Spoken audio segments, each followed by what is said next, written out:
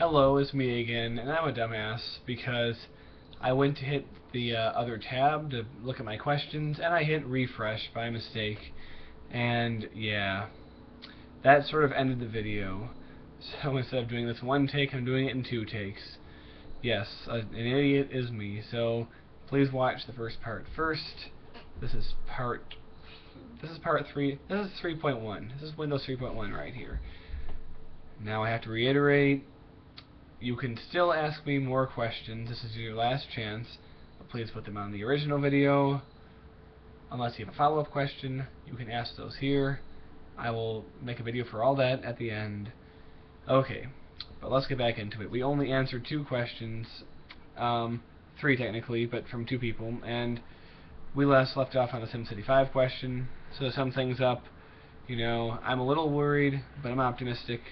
At least a little optimistic. But yeah, I pretty much answered that on the first part of this. Okay. Someone by the name of Azira55555 asks, do you live in an urban area? Because in some of your episodes, when like a window is open or something like that, I hear a lot of background noises. Well, and they have another question, but I don't exactly live in an urban area. I live in the suburbs.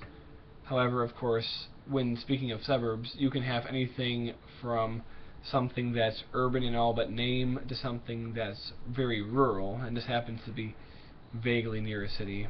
And I guess I'm more towards the urban end of suburban where I live, and I live in an apartment complex, and there's plenty of people all around, you know, a lot of kids in the neighborhood playing, lots of people talking, you know, cars driving by with the radios blaring, you know, all that kind of stuff. And it just the sounds of everyday life that when you live in a place like this, you just sort of come to accept as part of the background of life, pretty much, you know.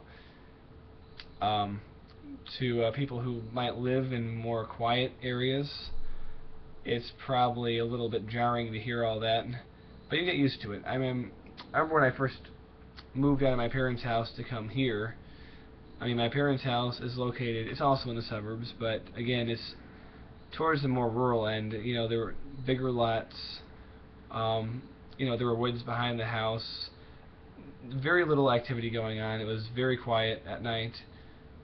So, you know, hearing all the car horns and all the little kids playing and all the people shouting at each other and all that stuff was a little bit hard to get used to for the first few weeks, but then I got used to it, and now I barely even notice it.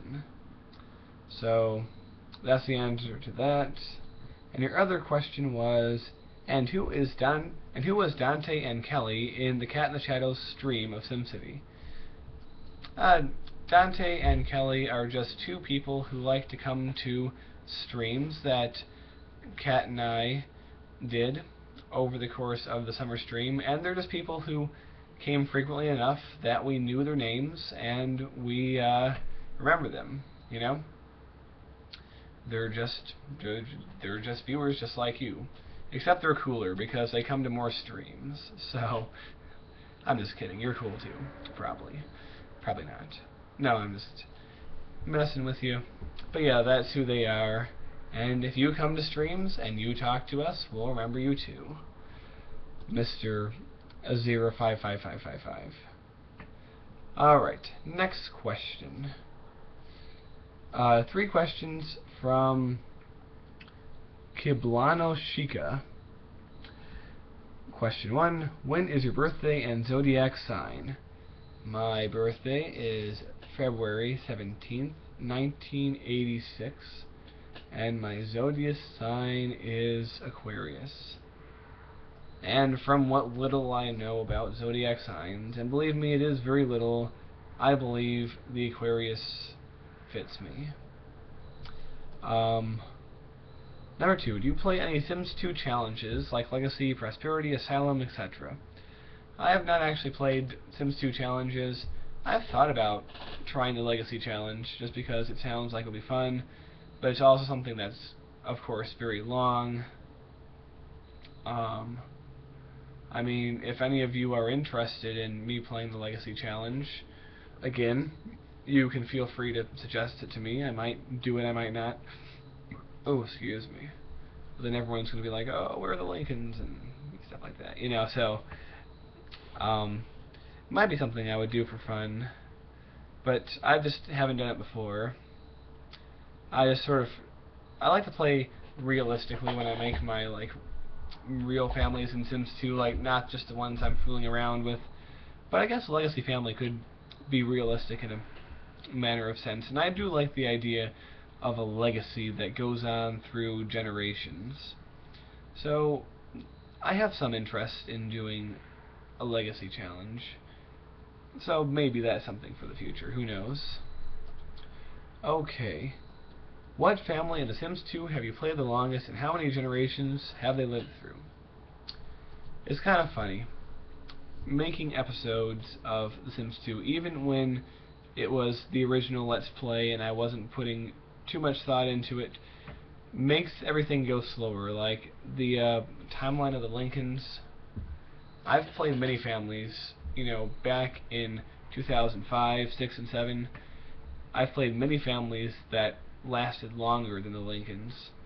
The main difference was they weren't being recorded, and therefore they weren't as memorable. Like, you know, for a couple days it was like, oh, these people are something, but then I would forget about them. But the longest I ever played someone was right after I got the game. I was so stuck into it that I played a family through 4 generations in like a day and a half. It was pretty fun. I don't remember what their name was. I don't really remember what any of them looked like. And I just remember that I didn't change the default hair on the females, so they had like the scruffy, boyish hair kind of stuff. I just remember that for some reason. And but yeah, about 4 generations, maybe 5, and that was then.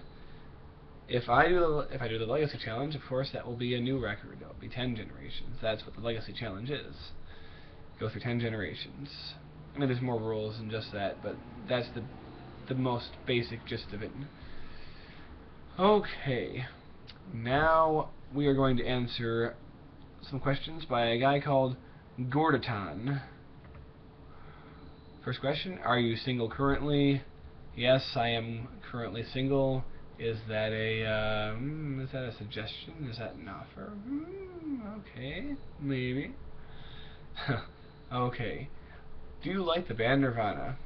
Yes, I do. In fact, if you will recall the first video where I believe it was Eric asked me if I preferred Nirvana or Soundgarden, I talked about how Nirvana really did have a big impact on music, and you know, just, you know, looking past all that, just to how good actually is the music. It's very satisfying to listen to it. You know, this crunchy, angry, yet down to earth, almost primal sound that they managed to create. You know, and you know, the fact that you can't really understand too much of what he says when he's really getting into it, and the fact that even if you could understand what he says, the lyrics don't necessarily make any concrete sense a lot of the time, that just sort of adds to it. It just sort of adds to the atmosphere.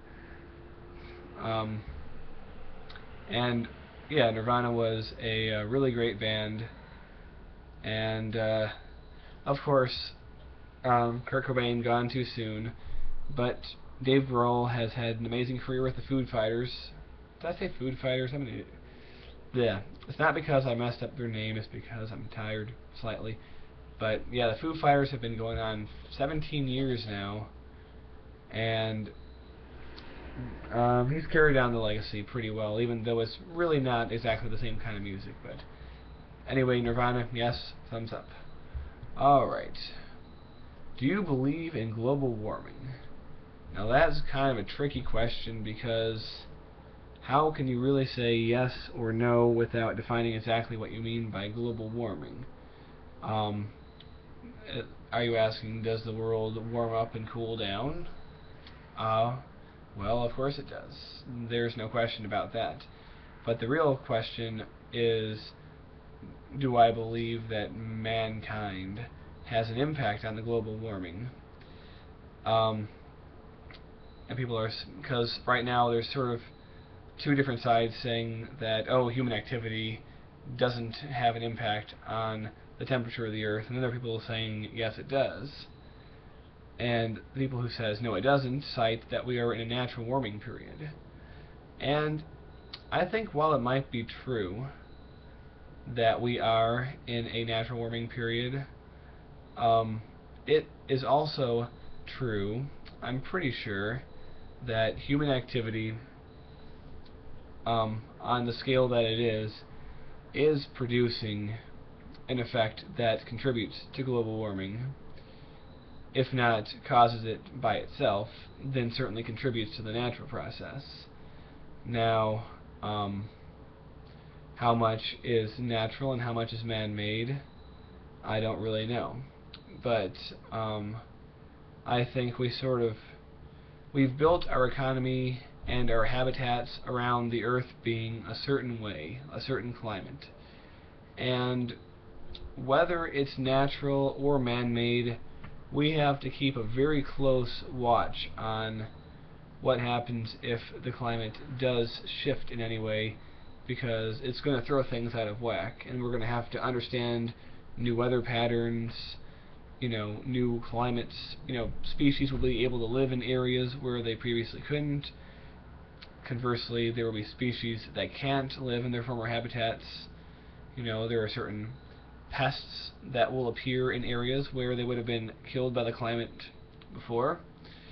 There are certain crops that will grow in certain areas and not in other areas that are different than before. There are cities built in places that were okay to build there during one climate, but if the sea rises, or if the climate changes to a certain pest that can move into the city. Like a lot of equatorial cities were built high up so that mosquitoes couldn't get to them, but if there's enough warming, then maybe the mosquitoes will get to them, defeating the whole purpose of them being up so high. So I guess what I'm saying is, regardless of whether it's man-made or not, and I do think that human activity does have an impact on it, regardless, we have to be very wary and understand the causes of what changes our climate and what we can do to sort of either prevent it or best live with the consequences, because we're not going to be able to keep the climate one way forever. We're just not powerful enough as a species, nor should we. That's not really I don't think that's within the realm of our human what we should be doing. So we need to adapt to, I do believe that we as humans have been known to change the world and change our environment, but to suit us. But I don't know if the climate's too big to be messing with. Maybe we better adapt to it rather than make it adapt to us. But what I'm saying is, we just have to understand the causes and just figure out what to do best we can. Alright. Do you want Obama, Romney, or someone else to win the presidency? Well, I sort of answered this when I answered whether I was a Republican or a Democrat, and I said that I was going to be voting for Obama. But since you phrased the question that way, I want someone else to win the presidency. I want me to win the presidency. Now, I know I'm too young. You have to be 35 by the Constitution, but let's forget that. Let's say they waive the requirement of age and electoral college and voting, and just sort of say, you are our new president. That would be awesome. What I would do is, between now and Inauguration Day, I would just summon the best experts on all the things I would need to know, and they're going to, I'll have them inform me on what's going on, and, if they try to bullshit me or slide me one way or the other, I'll detect it, and I'll say, okay, you're full of shit, you get out of here, we're going to bring in the next expert. And, you know, once I feel I have learned enough, I mean, no one man can know everything that's going on in human affairs, but once I get as good of a slice as I'm going to get, I will imperiously sit back and I will lay down judgment. And everyone will have to comply, because as president, I would be in charge of the biggest military force in the history of humankind. So, and my choices would be just, and everyone would be happy, and I would institute free ice cream day. So vote for me if you want free ice cream day. Okay. Have you ever played a Call of Duty game before? I don't think so. I know I've played Halo on occasions. I know it's not the same thing, but it's like the same genre. I don't want to say I'm not a first-person shooter guy, because the few times that I have sat down and played one, I've enjoyed myself, but it's just not something I've done too much of. Not saying I wouldn't. I mean, just in general, there are so many experiences in the world, and so many things, just like people are telling me about all these shows, like, you know, people are in raptures about, you know, what's an example? About Breaking Bad, for instance. I'm sure I'd probably like it, but, you know, I probably like Breaking Bad. It sounds interesting, but there are just, like, so many shows out there, and so many games. Like, I don't have, even if I wasn't a lazy ass, I wouldn't have time to sit and watch them all. You know? So, all I'm saying is, I really haven't played the game too much, but I'd probably enjoy it. Why not? Alright. Popular Let's Plays for PC players have been horror games. Would we see any from you in the future? That's a definite possibility, because I think that might be fun for something different. I don't know if I'm going to be doing that in the near future, but I might do that. Once again, viewer participation time. If you have any ideas for horror games. Now, I said horror games, not horrible games, just horror games. If you have any ideas, then please put them down there. I will consider them, or not, but you might as well try. Okay.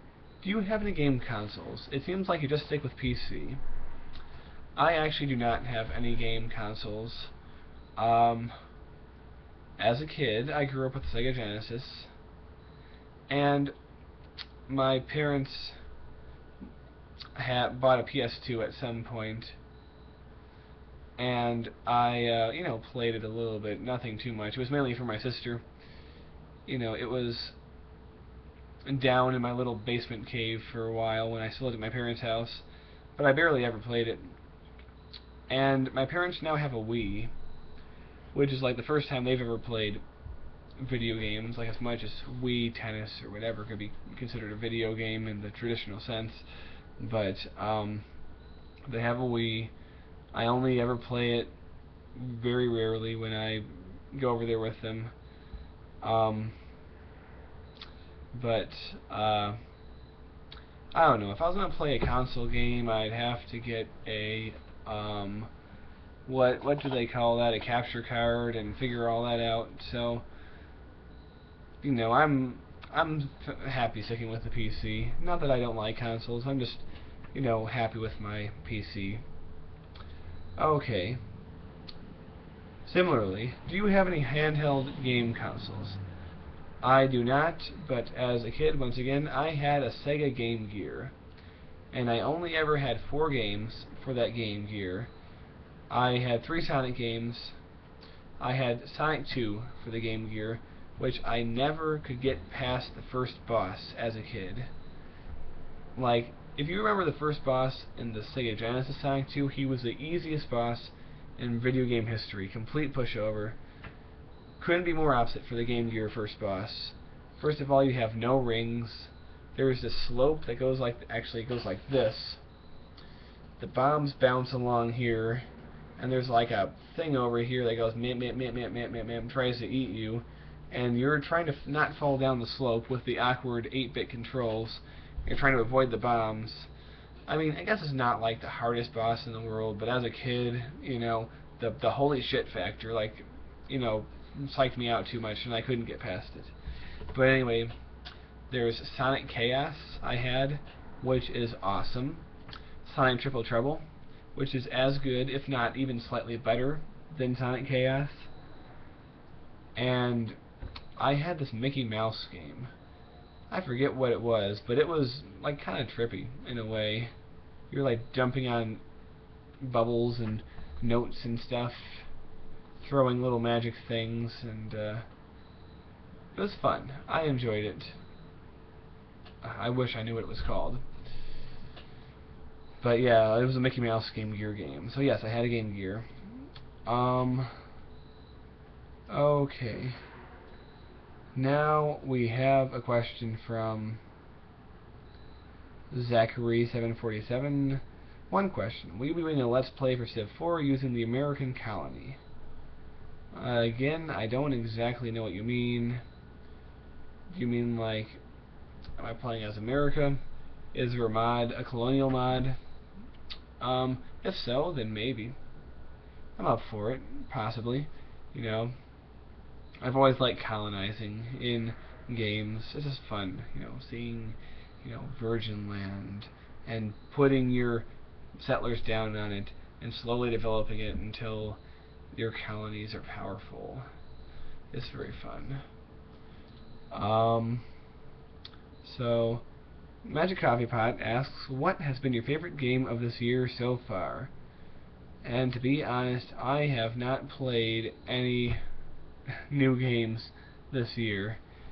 I could say, well, I mean, the only only new game I've played is Skyrim. I've diddled around on Skyrim. It took me a while to understand what I was even supposed to do in Skyrim, since I've played those kind of games so rarely. I mean, probably most of you are like, oh, it's not confusing at all. It's like simple. It's something everyone knows. But like, I'm a relic from the 90s. My gaming sense has not moved on. So it took me a while to get adjusted to like how to play a game like that. But once I did, I enjoyed it. So whatever. Skyrim came out last year, but I'm still gonna claim it as my favorite game of this year. Alright. So, well, I think this is a good time to stop this and wait until the next episode to answer more questions, because we have another big long list of questions from a person who is a forum member, and I want to give those questions, I want to tackle those questions with a fresh mind. My mind has, been thinking about these questions. I hope you like the answers. Once again, you may ask me more questions on the original video, and you can ask follow-up questions on this video. There will be one, possibly two more videos wrapping this all up. So, I will see all of you later.